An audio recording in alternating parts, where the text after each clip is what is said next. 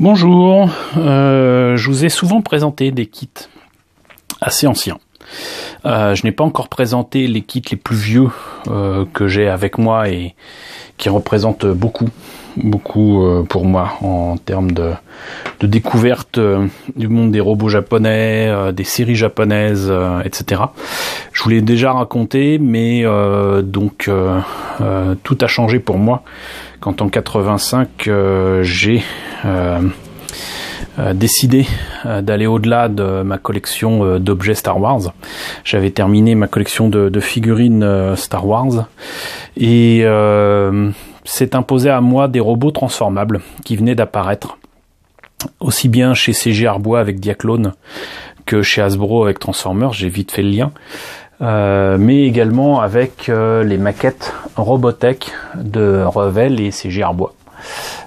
Qui avait aussi d'ailleurs les maquettes Diaclone, et c'est en 85 que j'ai commencé à pouvoir m'acheter des maquettes Robotech pas très chères, qui étaient en fait des maquettes d'Ougram.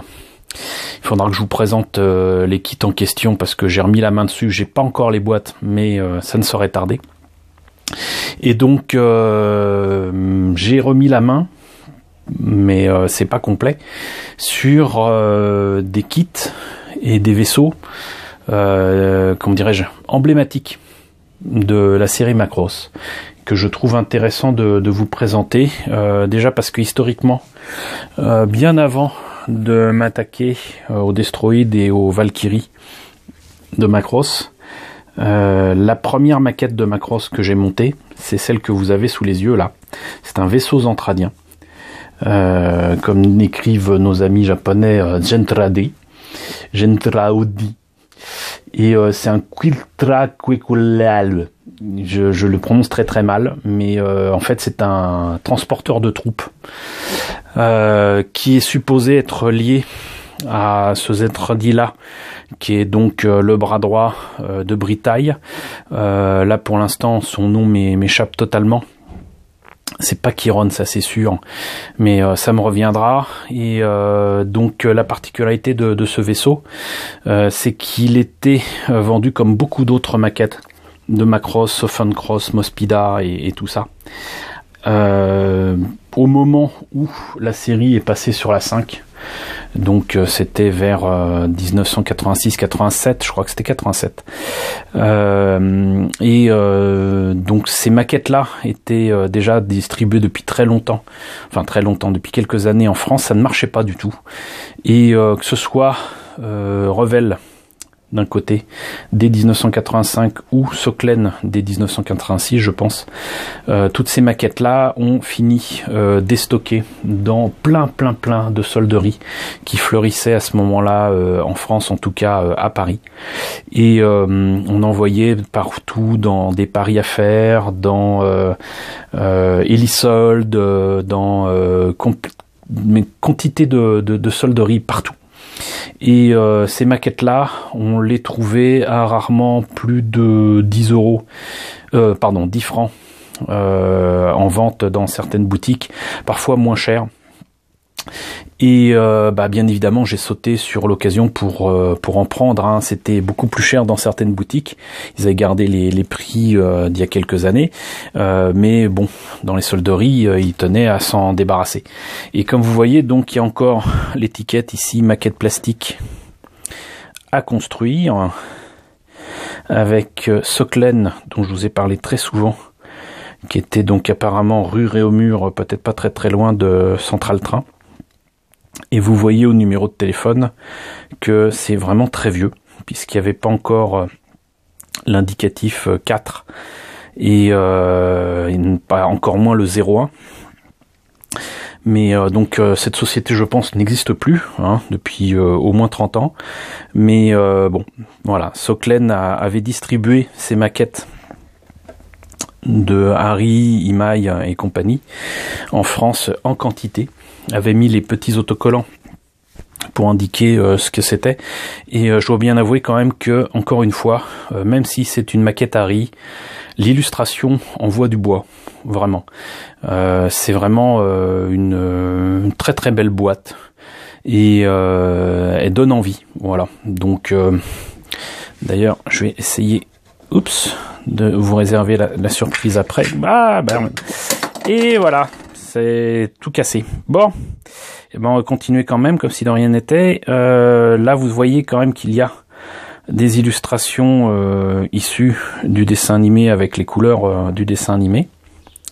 Rien à voir avec ce qu'on voit comme détail ici. Et pourquoi il y a autant de détails sur l'engin en question, qui d'ailleurs est proposé avec d'autres, comment dirais-je, d'autres maquettes en pub. Ici, le vaisseau de Britaille. Là, le VF1J au 1 centième, pardon. Et la Valkyrie VF1D en mode Garwalk. Mais pourquoi il y a autant de détails? C'est tout simplement parce que la maquette est au 1/20 000 et qu'en plus elle est livrée avec une petite maquette à l'échelle du SDF1, histoire de se rendre compte de la taille de ces vaisseaux. Je vais ramasser ce qui reste du vaisseau en espérant pouvoir quand même vous le présenter et je reviens. Bon bah c'est pas la joie, j'ai perdu un morceau au passage. Mais tant pis, c'est pour la gloire de vous présenter tout ça. Et puis, de toute façon, c'est des maquettes, ça se recolle. Mais bon, un peu les nerfs quand même.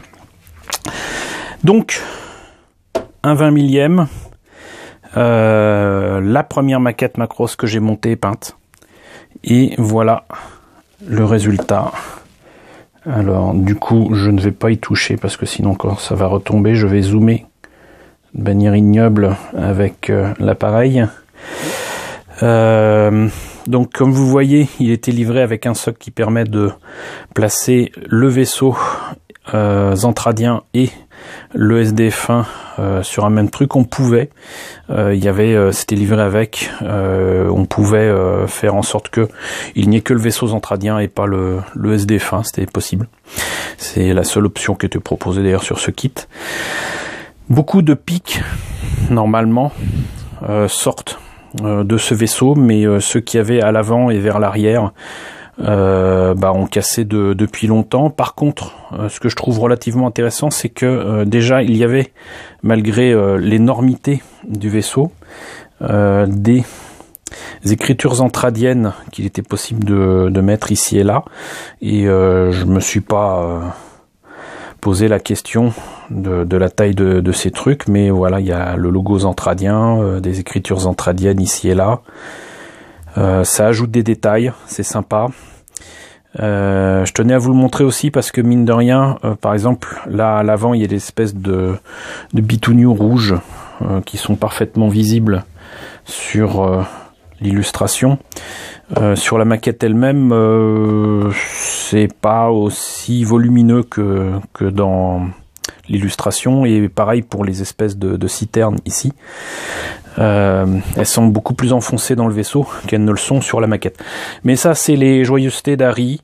Hein, vous connaissez tout le bien que je pense de cette marque.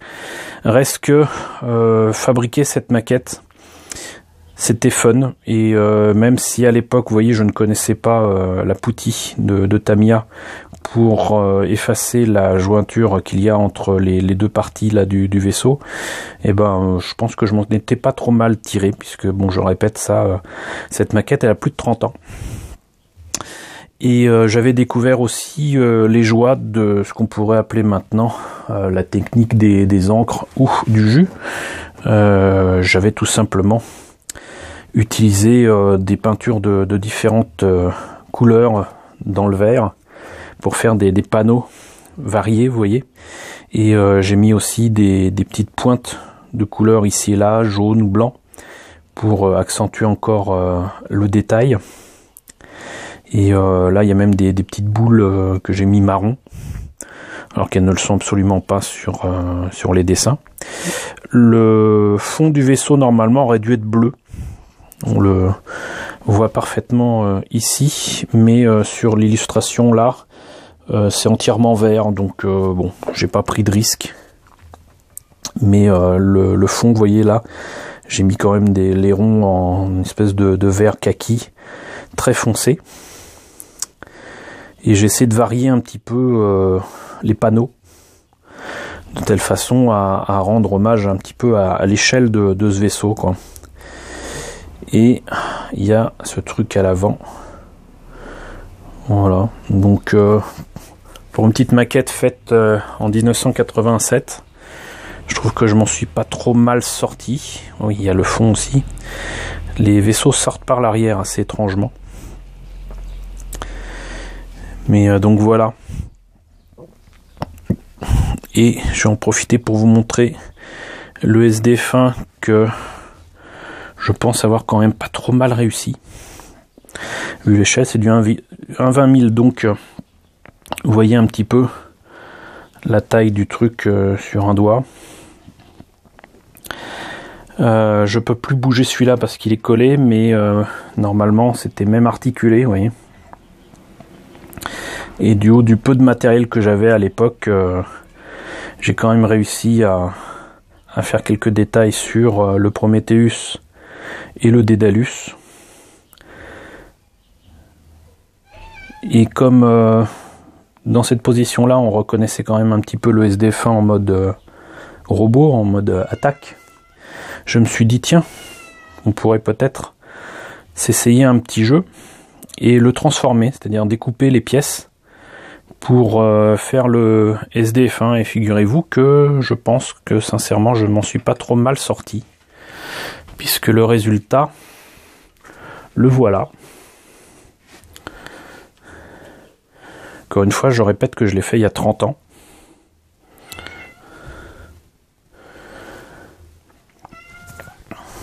Et donc, même Léa que vous entendez peut-être est d'accord avec moi. Je pense que j'en suis pas trop mal sorti. Et j'ai même dû enlever des pièces en fait pour que ça fasse la version SDF1 en robot. Mais je m'étonne surtout que peu de personnes finalement y aient pensé. Parce que c'est relativement simple, hein, il suffit de découper au milieu l'avant du SDF1, de couper les côtés pour retourner le vaisseau exactement comme dans la série, quoi. Et on peut obtenir donc ce SDF1 en mode robot. Et je trouve que je m'en étais pas trop mal sorti. Voilà. Donc beaucoup d'émotions pour moi à vous présenter ce kit. Puisque bon, bah il y a plus de 30 ans j'ai commencé à prendre tout ce que je pouvais trouver autour de Robotech avec à la fois des maquettes Macross, Southern Cross et Mospeada, mais pas que. Les Dougram avec les Robotech Revell, j'ai commencé à en prendre dès 1985. C'était, comment dirais-je, une fuite éperdue à trouver les maquettes les moins chères possibles et profiter des occasions qui se présentaient à moi un peu partout. Donc c'était assez rigolo. Mais je vais quand même vous présenter le kit non monté parce que j'ai retrouvé une boîte avec des morceaux. C'est peut-être un des kits que m'a offert mon ami Serge Morisi. Coucou Serge. Coucou Serge. Je vais vous montrer ça. Donc malheureusement il n'y aura pas la notice de montage puisque je l'avais mis dans un classeur où j'avais mis toutes les notices des maquettes que j'ai montées à l'époque. Je vous ai quand même retrouvé cette publicité qui était dans toutes les maquettes de cette époque-là. Donc là vous voyez que sont présentées quand même différentes maquettes que j'aurai l'occasion de vous présenter ou que je vous ai déjà présentées.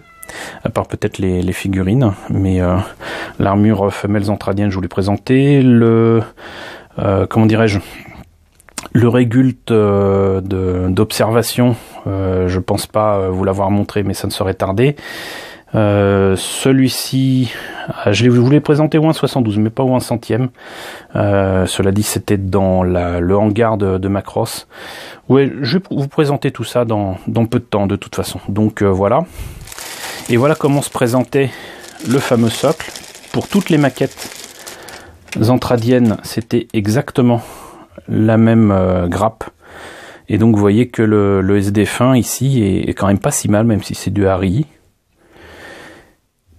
Et vous aviez donc le choix entre donc ce socle-ci ou ce socle-là, avec à chaque fois ceci. La planche, je ne saurais dire si c'était la même pour tous les kits, je pense pas. Là, il y a écrit LST pour landing, je sais plus quoi, landing ship, quelque chose. Mais bon, en tout cas, ça ressemble quand même fortement à ce que j'ai utilisé. Et il y en a même encore beaucoup trop. Hein.